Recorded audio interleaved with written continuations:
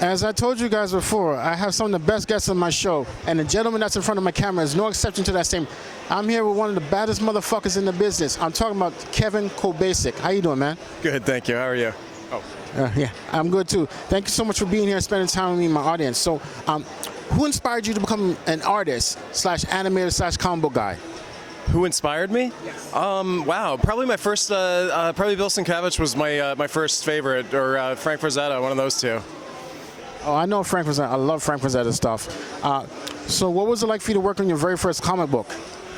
It was extremely exciting. The first comic book I worked, well, my first job in the business was I was an assistant editor at Marvel in the very early '90s, and so the first artwork I ever did was, well, I started as an intern, as an unpaid intern, and on my first day there, they handed me a stack of pages and they said, the artist drew little numbers in the corners of the pages, and we need you to white those out and fill in the art. You know, it was just super easy, but I was like, I was freaking out because I was handling actual comic book art, and they were actually making me like draw on the page, and I thought it was like the most important thing I'd ever be asked to do in my entire life.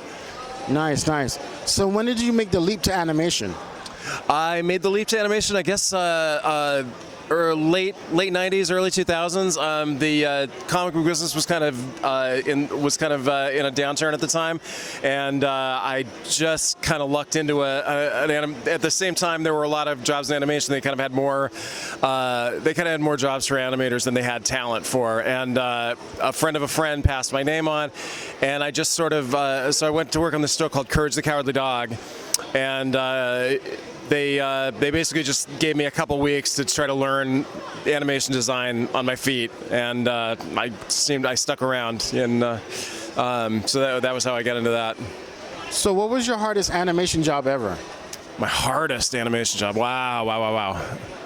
Man, they all have their own challenges. I mean, working in 2D animation, the challenge always was that you had to really get inside the head of the person who created the show and created the characters, and try to learn to think like them, because you had to create other characters and you had to create props and backgrounds and whatever, and try to work in the style of the person. So you had to really climb into their head. So it was like it was always a challenge. To that whole process was always like kind of its own challenge. Nice. Well, was there ever a job you didn't want to do because you knew it wasn't for you? Ooh, wow, man. I'm trying to think. I tend to just like go wherever anybody wants me. That's a really good question, man. Was there ever anything I just like walked away from? Wow.